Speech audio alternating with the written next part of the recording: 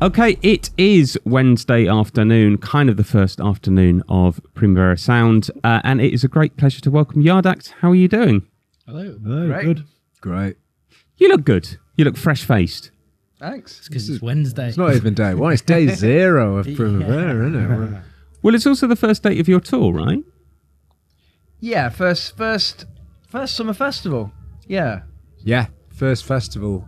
Proper tour later in the year, but yeah, it marks today marks the start of our year on our new album.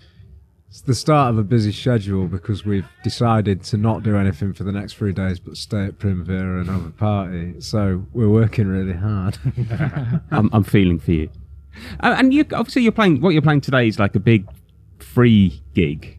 Does that kind of change what you do? Like knowing that you're going to get probably quite a lot of random people coming along. It's like that with any festival. There's always a part of the crowd you have to win over that you don't have to at your own gig, right? Yeah. I mean, I like the challenge of it. It's a great way to keep you on your toes. And in about 6 weeks, I'm trying to calculate. You got a new album out. You're going to need a little music. Where does the title come from? Seems quite touching. It's a threat and an advertisement, and it's I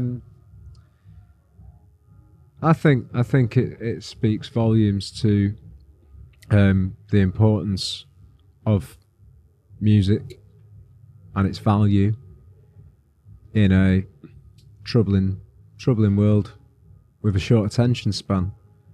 So it's something I think people are going to need, particularly our album, and I think it's something that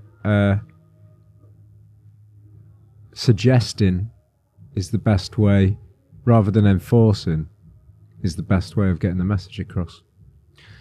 So I haven't heard the album, but I was reading an interview the other day which said that it opens with the line, "I've got absolutely nothing new to say." Yeah.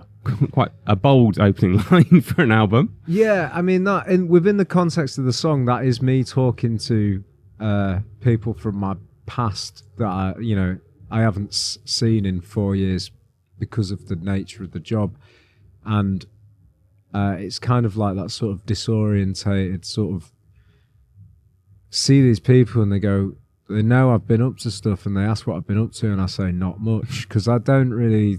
I think it's trying to like accumulate your thoughts on chaos and then present them positively.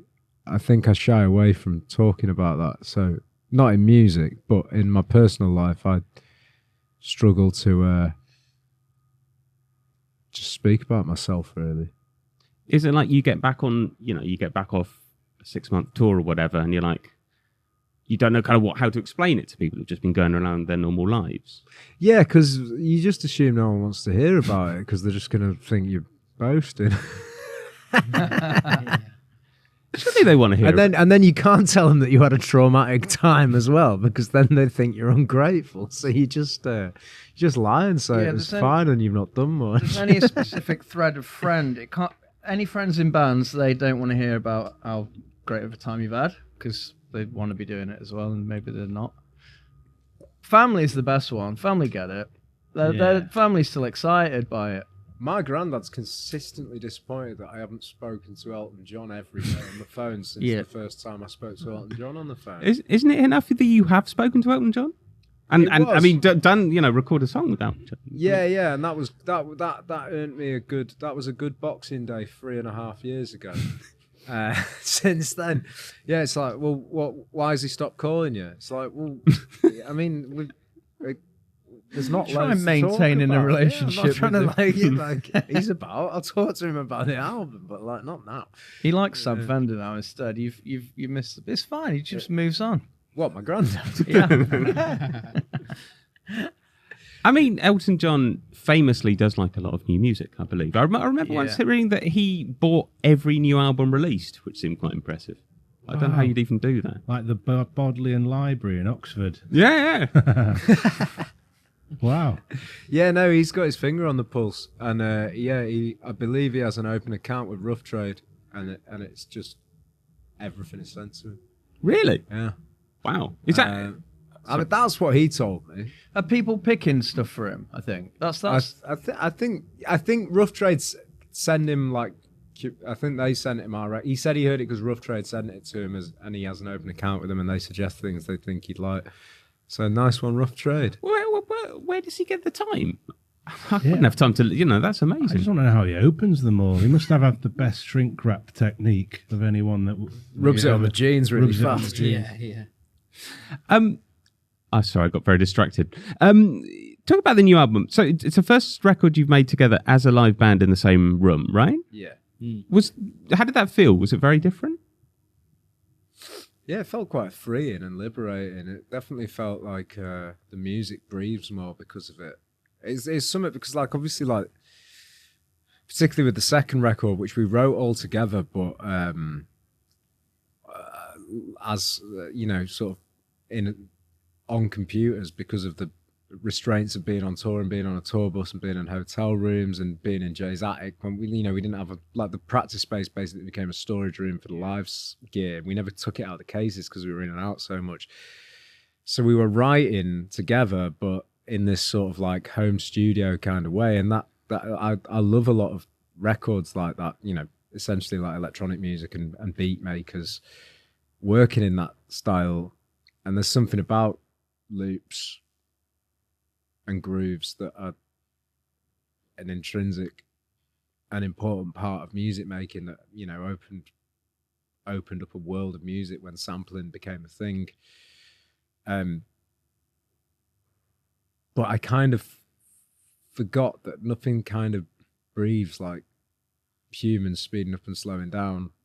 Like I love click tracks. I love loops. I love arpeggiators locked to a MIDI clock, but also I kind of love mistakes and speeding up and slowing down. So this was the first time we got to really explore that and leave them in, Yeah. And Justin, who produced the record, was a big part of sort of encouraging that and sort of making sure that happened. Yeah, and he sort of pointed out that we'd spent the last 4 years becoming an incredibly powerful live band, and he was watching loads of stuff online when we first chatted to him, and he was just like, you need to just use your strongest weapon. You've just worked hard at becoming this good, and sheer power. But mistakes to what level of mistake? Like what's a mistake? Is that, speeding up and slowing down, hitting a wrong note? Yeah, the thing is with computers, you always have the option to remove them now. So often, there's that bit at the start of which Police track is it where Sting sits on the piano and you can hear it. I think it's like Message in the Bottle. You hear him just sit on a upright piano and it's caught in all the mics. And it's not as the stakes aren't as high as they were when you were tracking to tape back in the 70s, and it cost £4,000 an hour to be in a studio or whatever. Like it is different in that sense, but in terms of letting sort of percussion tracks remain loose and letting sort of flair sort of ride up in, we do a lot of, like, Jay spent a lot of time doing wild passes on a lot of sort of like modular synth stuff that we were just trying to capture some of, and we do passes on that, and then when that hit at a certain point, it'd be like, that's the part that we're going to keep in that part of the song. Like that freedom, there was just a lot more time to do it as well, and and even with vocal takes, there was certain, I don't tend to sort of sing the vocals the same, so we'll do sort of 4 or 5 takes, and then it would be like that one where you were slightly off key and the meter wasn't bang on, actually had more character. It was nice to sort of be more forensic and less forensic at the same time in that sense. Are you fans of the Rolling Stones? Yeah. I am going. Do you know the song I'm Free? Yeah. That's got a drum fill on it that utterly goes out of time, and it drives me up the wall. That's because Charlie Watts is so free. He can do what he wants to do. Funnily enough, I was the other day, I was watching Goddard's documentary, on the making of Sympathy for the Devil, and watching Mick Jagger play that hand drum, incredibly out of time. was beautiful, and it made me real. I don't know. I think actually we're fast approaching the cliff edge, the knife edge of the onslaught of AI and the idea that, you know, I know it seems like a boring subject, but at the same time, I do think that sort of resistance is coming forward in sort of like letting human error speak for itself, you know. I think I'm not saying this album's full of mistakes. Like, we can play our instruments, and when we make mistakes, we can change them on a computer if the rest of the take's good. Like, I'm not saying we didn't do that, but equally, I do think that this sort of I think there's a bubbling of like humans are more important than robots, and that's what makes like art good. And I think we're going to see more of that. And watching Mick Jagger play that hand drum really badly was really inspiring for me. So the next album, badly played hand drum exclusive. Oh yeah, I mean, I did a lot of that on this album, but it all slowly got faded down as the mix notes came in. Well, you wrote like 40 or 50 songs, right? Yeah. How on earth did you cut them down? Like, that must have killed you, right? Like, some of them were quite obvious. right. Yeah, it was 40 or 50. Yeah. We had a vote, and we we just saw which ones came up top. Oh yeah, The People's Republic of Ireland. That was the first round of siphoning it. Yeah, it was. It was interesting to see what people were really into at that point, because there was ones that I assumed were going to make the album. When I put my solid full vote in for them, I realised it had sank on the bottom of the pile. I was like, oh, maybe only I like that hand drum solo. No puedes no verlas, ¿verdad? Dejan huellas que no se borran fácilmente. Juegan como si el tiempo no fuera con ellos. Sin decir una palabra, pero aún así te obligan a parar y mirar. Se quedan en tu cabeza, mucho después de que el show termine. Por más que las persigas, simplemente siempre estarán un paso por delante. Superstar. Superstar, de Adidas Originals. Was there like one song that just kind of killed you not to include? Yeah, there's this song called One Too Many that is like definitely like a sort of like definitely a hip hop song, and we just couldn't seem to make it work. Like, honestly, it's the best pop song we've written. It's really got something about it, and it just didn't fit on the album, and we never made it past that stage of it, and it's kind of just sat in a sort of liminal space of sort of WhatsApp SoundCloud links. That could have been the biggest mistake on the album, not including that song. No, but It I think, didn't but go. we're gonna do another one hopefully. So, yeah, it's putting it all together is the hard part. Like, it's creating a cohesive body of work is the trickiest bit, I think. Well, we all bought like 90s hip hop albums. I did anyway. And you get to about the 65th minute and you'd be like, yeah, you could have probably. Yeah, the CD format really changed the shape of the album, didn't it? And I guess I always think of an album as being able to fit on two sides of vinyl, because I guess a lot of those classic albums were, but I think, you know, I always think of Hello Nasty by the Beastie Boys, which is an album I kind of love for its sprawl. But there is stuff on there that, like, if you'd been ruthless with the limitations of a single vinyl record, you'd know what you'd have to cut, and you would have had like a classic 45-minute album. But I love how sprawling it is. I suppose it's like the White Album by the Beatles or something. There's a song on the album also called Talkie Talkie People, which makes me think, are you aware of how much Spanish people talk at festival gigs? It's not like a diss track at Spanish people. just cleared it out with that one. Is that a thing? Is that... I've lived here very many years. Yeah, I love the people here. They're lovely, but boy, do they like to talk at any given opportunity. If you went to a family lunch of my extended Spanish family, as a British person, it feels like the world's about to end. Like, they're all just like about to kill each other. And you know, and then they'll be like, "Oh, does anyone want coffee?" And just sort of go back to normal. Yeah, just passionate people. Yeah. Yeah. No, I think talking's important. I think listening's important too. If you can, if you can merge the two, you might have a functioning society. No, that song's about people who talk and don't listen. I'm hoping it's not about our Spanish crowd this afternoon. No.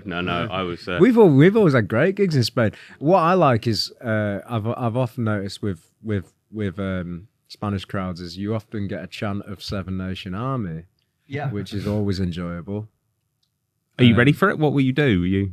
Are you kind of play along a bit, twang it out? Yeah. We try and join in, yeah. And then we forget how it goes. They finish it off. There's also another song on the album called Cherophobe Rock, which I dutifully looked up, and the only thing that came up with Cherophobe is your song, Cherophobe Rock. What is it?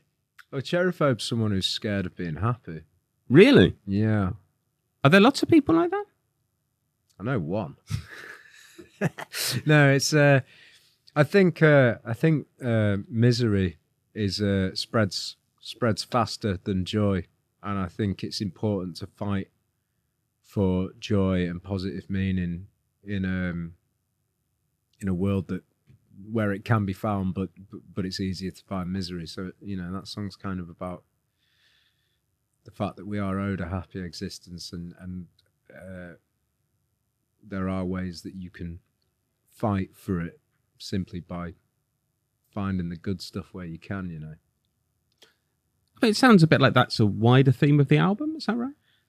Yeah, I think that's been like the slow burn across our records. Like Shippo, you said it that you can tell your Faustian analogy now if you want. Oh, you just nailed it. Yeah, it feels like a Faustian arc. The first record is the wanting to achieve the goal. The second is the results of having sold your soul, getting the polluted dream, and then third record is the consequence. Wow. Yeah. There you go. But I think the slow reveal has been that it's trying to find meaning in a troubled world, and as we've gone on, the sort of cynicism and the despair has kind of been stripped away, and the positivity has sort of fought its way to the front, and this is probably our most optimistic album so far, but it's still peppered with that sort of cynicism and that fear, which is why we hide behind irony, because being honest and sincere is really hard work, and it's scary to put yourself in front of people like that. But yeah, I think we're entitled to be happy and speak sincerely about how we are happy. But also, life isn't about being happy all the time, and I think that's what most people get wrong, is the idea that you can complete a checklist and then achieve a perfect life. You don't know what it's going to throw at you, So, yeah. I mean, sort of on that subject, you'd been in bands for years, and Yardak had a lot of success, signed to a major label. Did you get a bit of, which by any standards is a success? It's what a lot of people in bands are looking for many, many years. How did you feel when that happened? Like, was it like, wow, this really is like getting to an almost an ending point, or was it like scary, or how did you feel?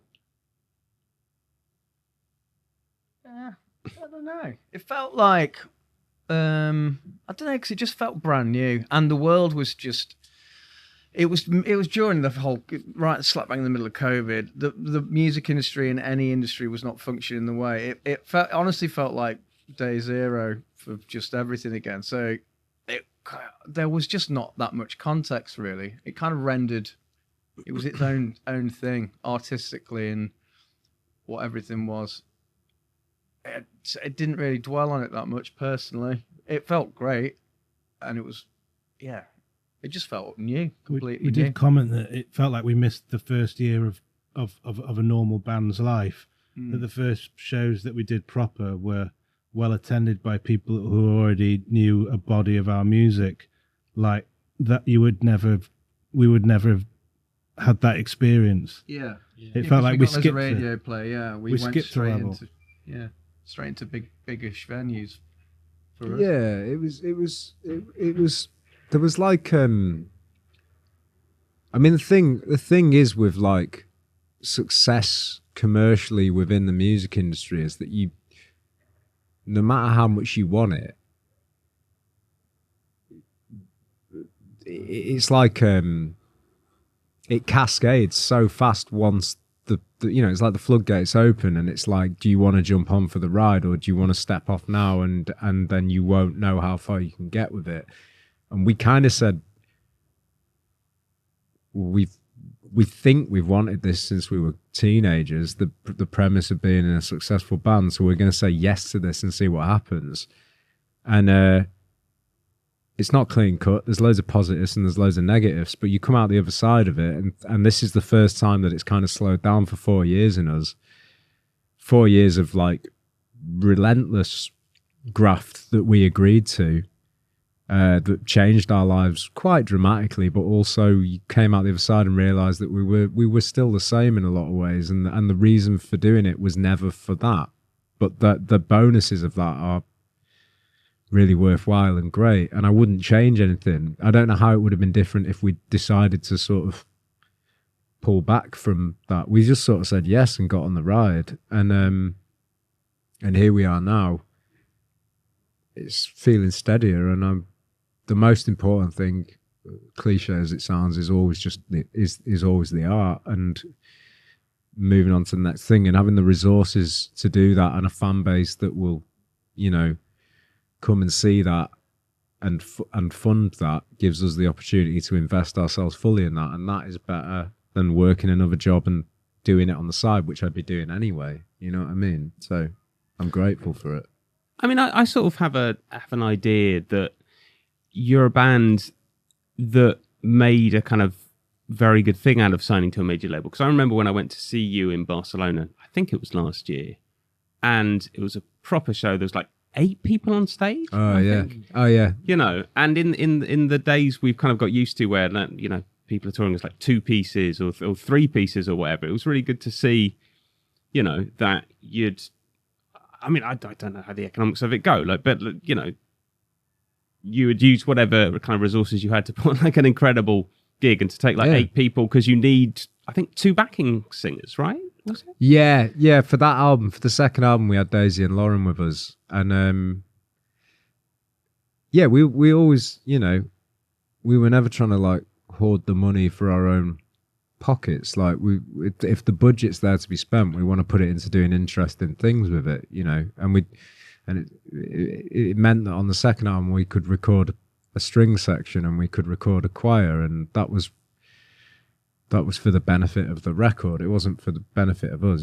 We've shrewd businessmen would say we've wasted a lot of money on our harebrained ideas, but they've all led us down exciting paths creatively, which is the reason we're doing it. So that was, the main reason we signed to a major label was because we financially, we wouldn't have been able to get it off the ground running if we didn't have that advance to live off at that point at the start of your career, when you don't make any money, even when you're selling out 200 to 400 cap venues in your own country. Like, we had sold out tours and we were like coming away with nothing. Like, at that stage, when you've got no foundation, we needed that advance to, pay for keep a roof over our heads, despite the fact we never spent any time under that roof. Like, but then as it grew,